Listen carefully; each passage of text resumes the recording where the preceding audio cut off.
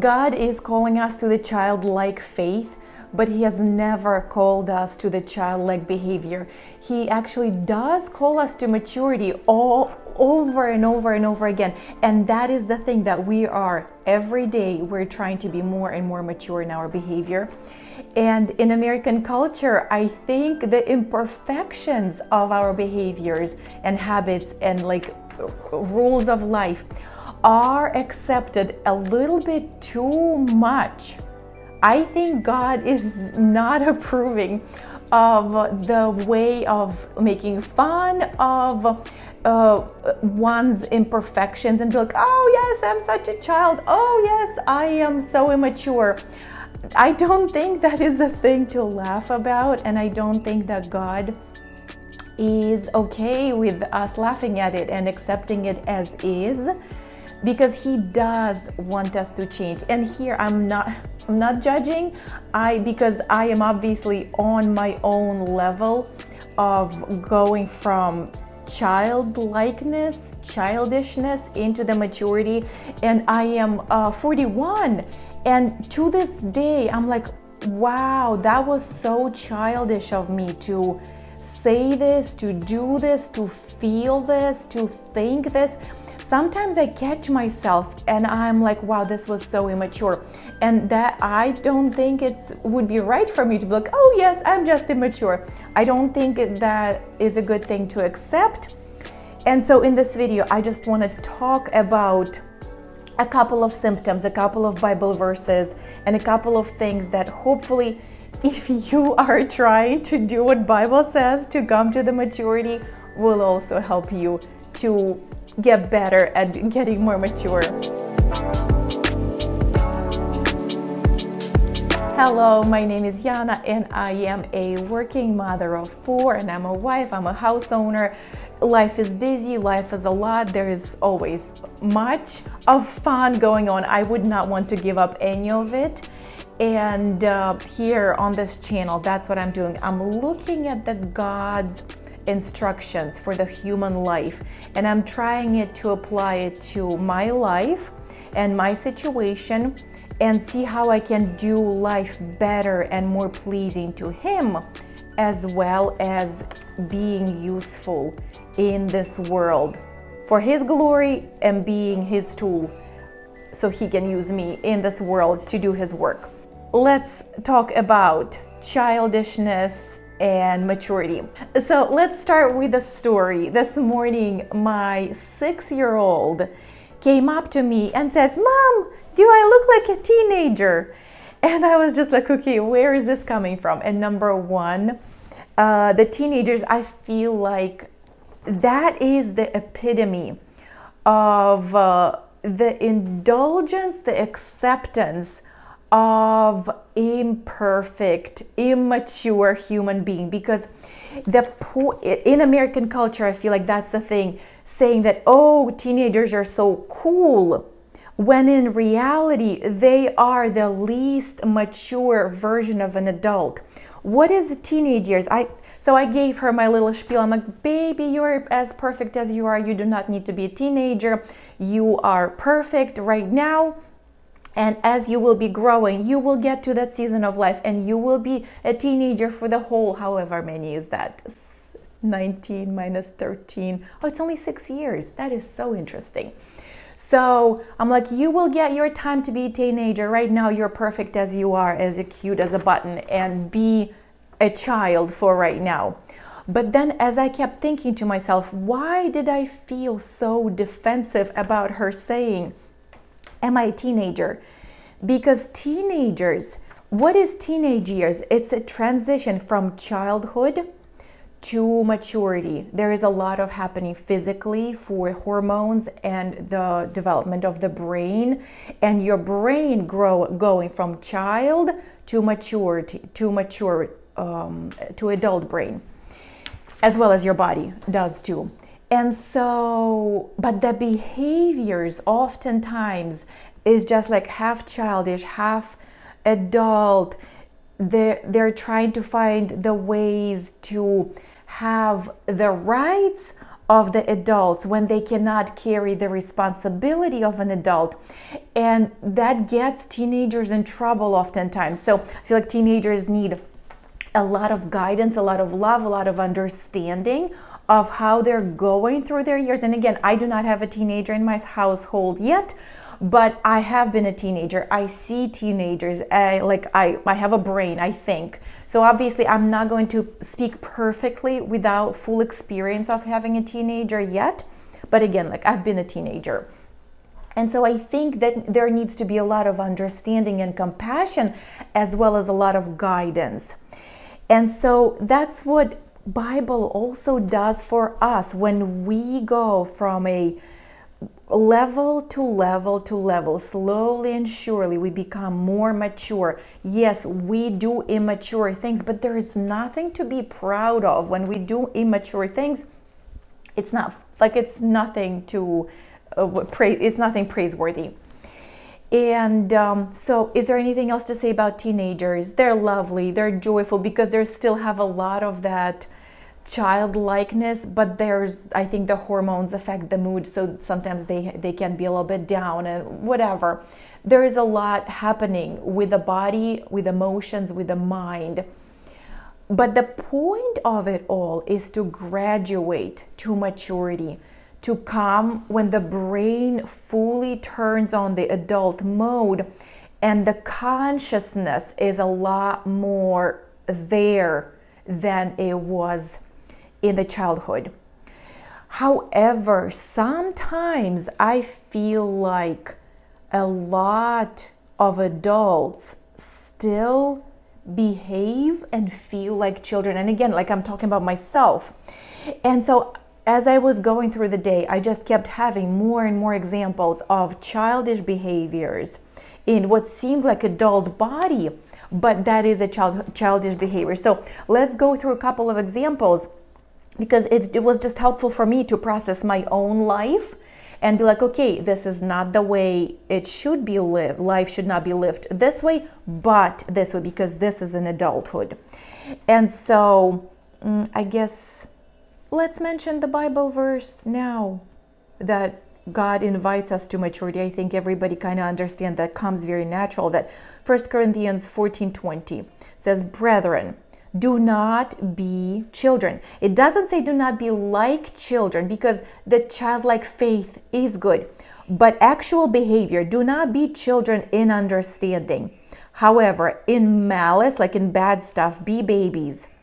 But in understanding, be mature. So knowing the evil, be the babies. Do not be experienced. Do not be well versed in the evil plans and executions and acts of evil. Don't be experienced in that. Be babies and not knowing about the evil, but in understanding in what you think and what you know and what you do. Be the adult. Hebrews 5 from chapter verses 12 through I think 14. For though by this time you ought to be teachers, you still need someone to teach you again the first principles of the oracles of God, and you have come to need milk and not solid food. You're still like a baby. Instead of eating solid foods, you are still drinking milk. For everyone who partakes only of milk is unskilled in the word of righteousness. So your righteousness cannot be full if you're a baby. So for everyone who partakes only of milk is unskilled in the word of righteousness, for he is a babe. For solid food belongs to those who are of full age, that is, those who by reason of use have their senses exercised to discern both good and evil.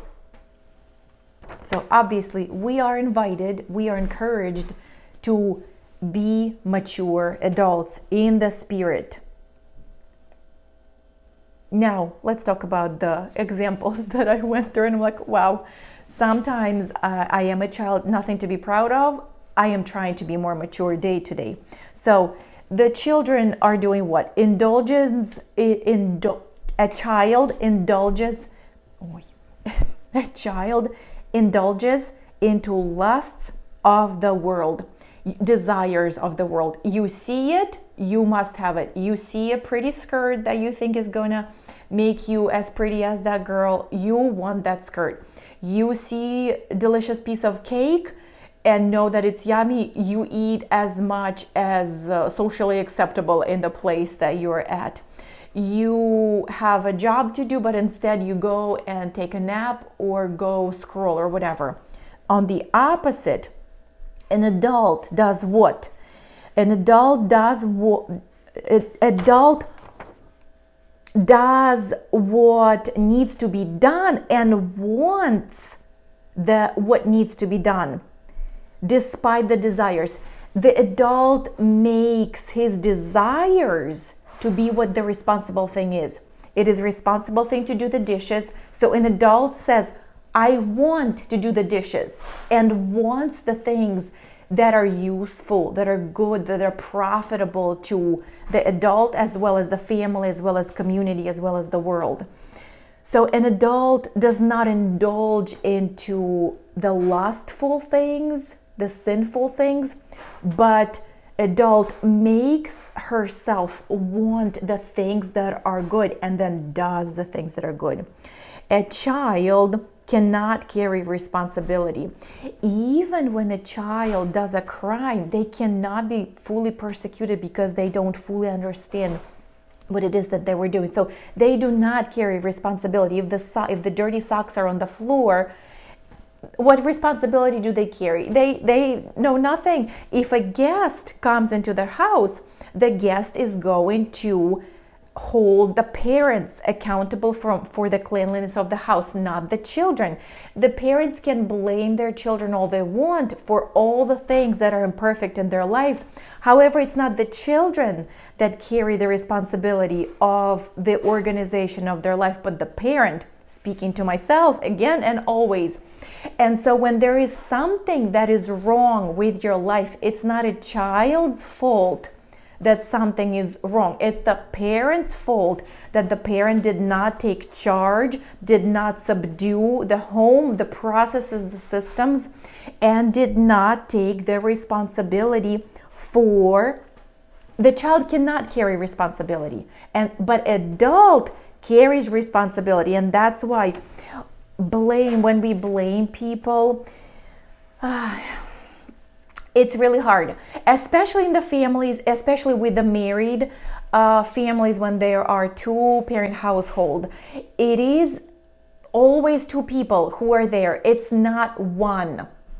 You cannot force another spouse to do what it is that you want them to do, that you need them to do, even if with the mature thing to do, because another parent might be immature and you can only do so much, but you must to whatever level that you want. I'm talking to myself.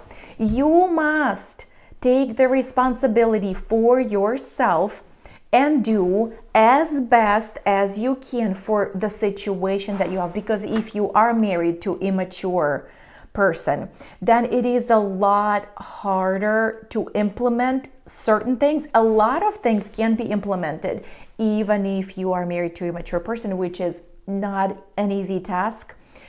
So I have a compassion and understanding, and yes, it's really hard. However, the second best thing to do is to take charge, take responsibility as much as you possibly can for the life that you own, and the less complaining and the less blaming, putting off responsibility onto another person. The less you can do that, the better it is going to be for you and for everybody around you. Next, this is 3. The child does what is destructive. It is kind of fascinating that children are very destructive. And again, like you can set up the systems as much as you can, the boundaries, the rules, the whatever, but children are very destructive, and I don't have to even prove it. When the child comes and the child leaves the room is destroyed. The books are on the floor like there are right now in front of me. My child was literally just here, and again, he's playing. This is part of the day when we're playing, and that's okay. When the children do crafts, the whole table is covered with leftover pieces of paper and paint and crayons and whatever. The children come, and then the space is destroyed. That's what children do. The adults, on the other hand, they have the constructive influence over their spaces. They make things cleaner, better, tidy, more organized, easier to live in, more pleasant, more peaceful to the nervous system, more comfortable for the body and for the soul and for the mind. That's what adults do. Number 4, children keep learning without application, which is a little bit sad to say, but this is, I think, our current school system is a little bit built towards keeping children into the childhood versus the maturity, bringing them to maturity, because all of the things, a lot of the things that they're learning are very much not applicable. And I feel like an adult learns. That's why when you are an adult, when you go to college, it's a completely different way that you come and you consume the knowledge, because you know how that knowledge is going to be applied in real life. When you go from school to college, oftentimes, not always, of course, always exceptions, but a lot of that is that learning without actually understanding how that can be applied and without being able to apply it. And so you just accumulate random facts that are not applicable to life. And that's what children do. They consume podcasts, they consume books, they consume even the Bible, everything. But then when they do not apply that knowledge to their lives, when they do not do the principles, when they do not follow the systems, when they do not engrave the habits into their everyday life, that is childhood. That's what children, they learn math. They have no idea how that math applies. Thankfully, the teachers do a good job with like showing the money, showing the apples, showing the clothes. So they do understand how things multiply and how things are used in real life. But it takes children a very long time before they will understand how those knowledge, how those facts and pieces of information that they learned, how that is applied in school. And that is the difference between the child and adult. That adult learns a piece of information and instantly applies it, implements a habit, writes it down on their to-do list, and incorporates into their household and life. The next one is very upset when things don't go according to the plan. Yes, children do get upset very much about when the things don't go according to the plan, especially when it's like derailing kind of plans. If it's a surprise, it would be fun for them. But even some children, even then, it still would be really hard for them to switch their plans. If the parents did like a cool surprise for the trip or something, they still might have a difficult time with switching. Adult, on the other hand, understands that this is just life. Unexpected things happen. What's the different routes, the routes? What is the proper term? Объезд.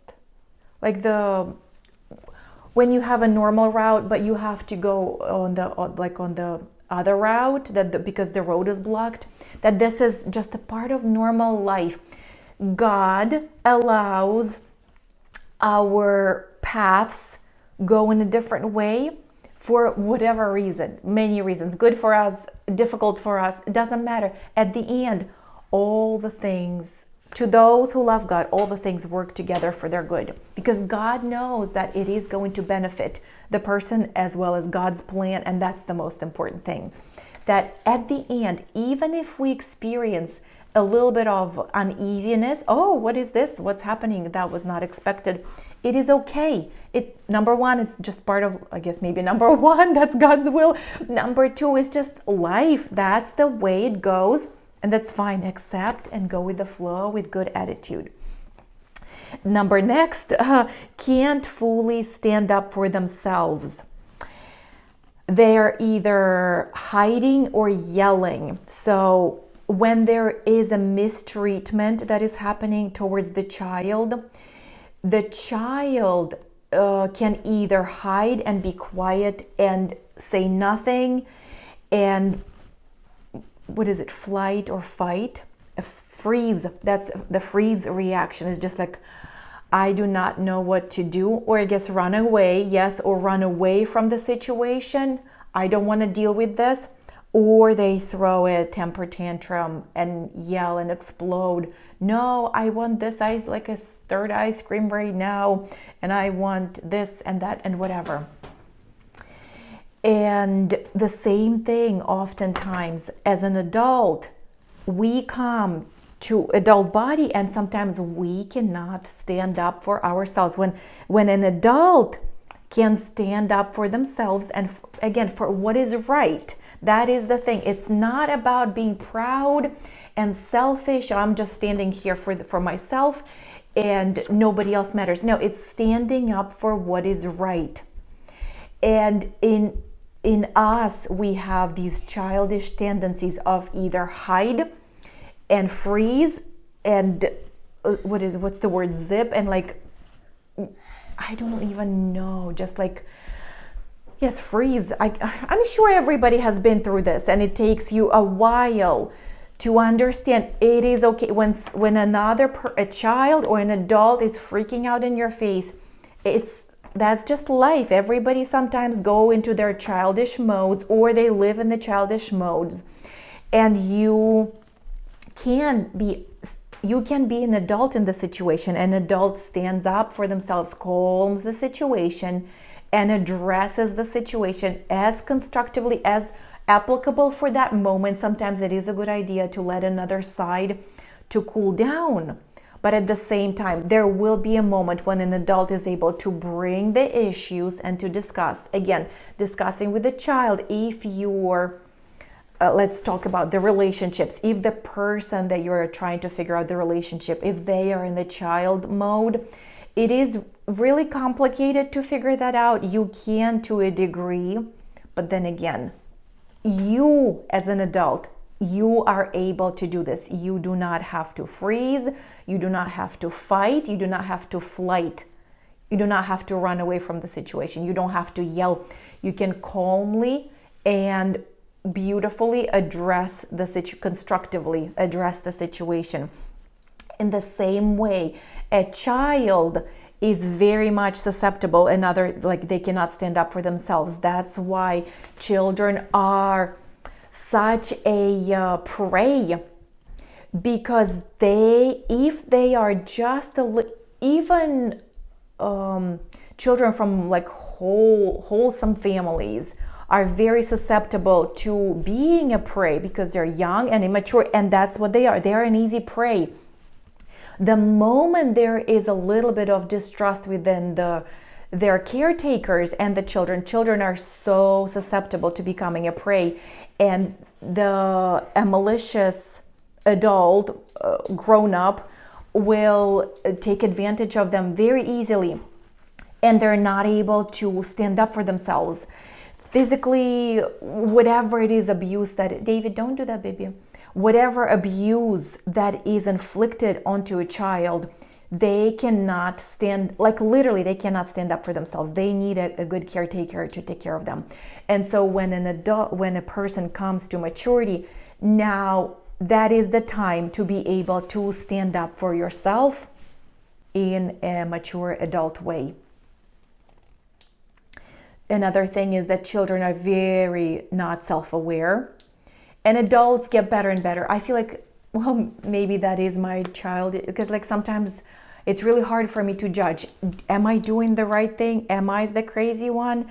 Or am I doing fine? Are people's reactions because I'm crazy, or is it because the people, watch out the wire, baby, or is it the people are a little crazy? Like by crazy, I mean, like weird. We're all weird to a degree.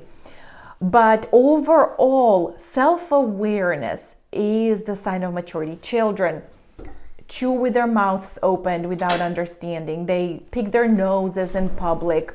They itch their butts in public. Children do all kinds of socially unacceptable things, and adults don't do it. Adults are a lot more self-aware about their physical behavior as well as their emotional behavior. Children get scared of small, insignificant things, and they are not afraid of actual dangers for a long time. And in adult, it's the opposite. They are not afraid of small, insignificant things, like small problems, small hiccups, small missteps, small like troubles. Adult is not afraid of that because an adult knows that's okay. We will get over it. We'll figure it out. But the adult knows that the adult sees, okay, there's a problem. This is serious. There's a car coming. There is some kind of danger coming. So an adult is a lot better recognizing serious dangers versus small problems.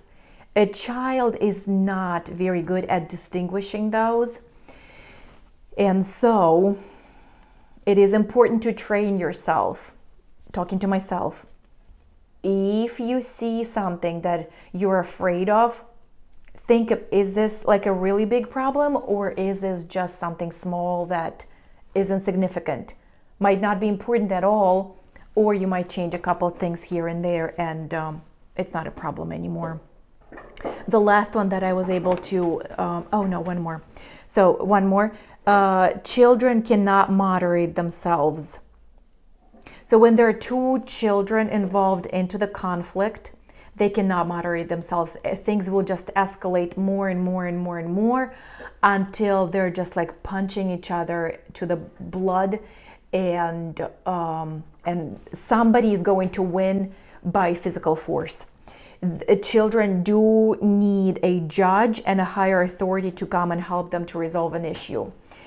And that's why the parents are there to moderate children's behavior. The teachers are there to moderate children's behavior.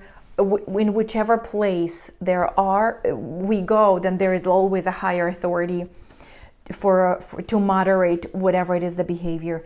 And adults can moderate themselves again. When there is abuse, I'm not talking about abuse because when somebody has levers to push, let's talk about family. I guess anywhere. No, it can be work relationship, can be relative, distant relative, can be like friendship, community, can be spousal abuse. So when there is abuse present, people have the levers to push against you. There are certain influences that you are kind of dependent on them, and that's why they're able to abuse you. So in that way, it is really difficult to deal with this. But yes, you just have to find ways. I do not know which situation that would be. Every situation will have different way of addressing. But then in most situations, adults can moderate themselves, even if two people come and they have an argument. Sometimes there might be like higher voices, some annoyance, sometimes a little bit of yelling, frustration, but then still it does calm down. You are able to be like, okay, this was frustrating, this was wrong, we do not agree, something is pulling us one way or the other. But at the end, you can moderate yourself, you can calm down. Children are not able to do that. And then the last one, which should have been the first one, children are very much people pleasers, and they act based on peer pressure, which is people pleasing. Peer pressure is what? Your peers are telling you this is how you should behave, and so you behave that way. In the society, you see everybody is doing this, or they tell you this is how you should behave, this is what you should say, you are not supposed to be saying this because this is not pleasing to us, and so this is how you behave. People pleasing. An adult, a mature person pleases God. I will mention that again. God calls every single one of us by our individual name. He gave us the name. He gave us the unique assignment. And so a mature adult listens to God for the instruction, for the words, for the ways of living, for the things that you need to be doing, for the things that you need to be stewarding. And then you do what God says. A super helpful resource, I'm going to link it down below, Jamie Winship YouTube channel. Look him up, click the link, go to the oldest videos and start from the oldest to the newest. I hope you get addicted as much as I got addicted to his videos. He describes a lot, and he does help you understand how to figure out what is that name that God calls you. And so once you understand how God is giving you this beautiful identity that He gave you, then there is nothing else that you need to be doing. Listen to God, do what He says, because that's what we are here for.